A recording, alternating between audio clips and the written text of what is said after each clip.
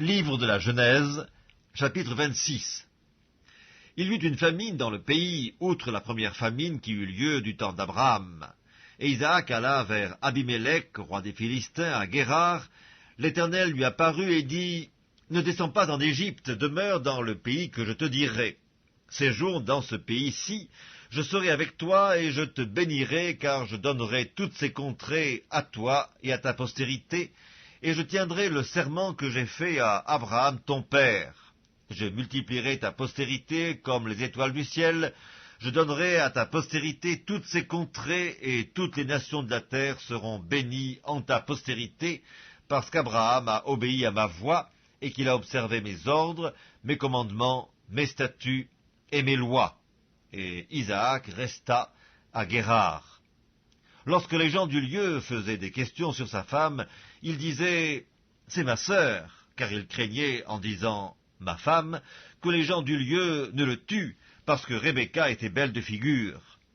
Comme son séjour se prolongeait, il arriva qu'Abimélec, roi des Philistins, regardant par la fenêtre, vit Isaac qui plaisantait avec Rebecca sa femme. Abimélec fit appeler Isaac et lui dit « Certainement, c'est ta femme, comment as-tu pu me dire « c'est ma sœur » ?» Isaac lui répondit « J'ai parlé ainsi, de peur de mourir à cause d'elle. » Et Abimélec dit « Qu'est-ce que tu nous as fait? Peu s'en est fallu que quelqu'un du peuple n'ait couché avec ta femme, et tu nous aurais rendus coupables. » Alors Abimélec fit cette ordonnance pour tout le peuple, celui qui touchera à cet homme ou à sa femme sera mis à mort. Isaac sema dans ce pays, et il recueillit cette année le centuple, car l'Éternel le bénit. Cet homme devint riche, et il alla s'enrichissant de plus en plus jusqu'à ce qu'il devint fort riche. Il avait des troupeaux de menu bétail et des troupeaux de gros bétail, et un grand nombre de serviteurs. Aussi les Philistins lui portèrent envie. Tous les puits qu'avaient creusés les serviteurs de son père, du temps d'Abraham son père, les Philistins les comblèrent et les remplirent de poussière. Et Abimélec dit à Isaac, « Va-t'en de chez nous, car tu es beaucoup plus puissant que nous. » Isaac partit de là et campa dans la vallée de Guérar, où il s'établit. Isaac creusa de nouveau les puits d'eau qu'on avait creusés du temps d'Abraham son père, et qu'avaient comblés les Philistins après la mort d'Abraham. Et il leur donna les mêmes noms que son père leur avait donnés. Les serviteurs d'Isaac creusèrent encore dans la vallée, et y trouvèrent un puits d'eau vive. Les bergers de Guérar querellèrent les bergers d'Isaac en disant « L'eau est à nous !» Et il donna au puits le nom d'Essek, parce qu'ils étaient disputés avec lui. Ses serviteurs creusèrent un autre puits, au sujet duquel on chercha aussi une querelle, et il l'appela Sitna. Il se transporta de là et creusa un autre puits, pour lequel on ne chercha pas querelle, et il l'appela Rehoboth, car, dit-il, l'Éternel nous a maintenant mis au large, et nous prospérerons dans le pays. Il remonta de là à Beersheba. L'Éternel lui apparut dans la nuit et dit, « Je suis le Dieu d'Abraham ton père, ne crains point, car je suis avec toi.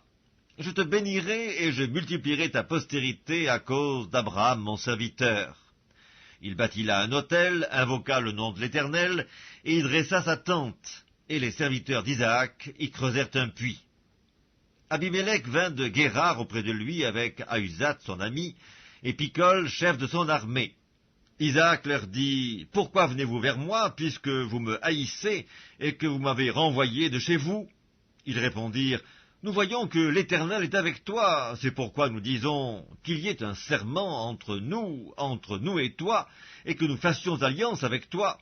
Jure que tu ne nous feras aucun mal, de même que nous ne t'avons point maltraité, que nous t'avons fait seulement du bien, et que nous t'avons laissé partir en paix.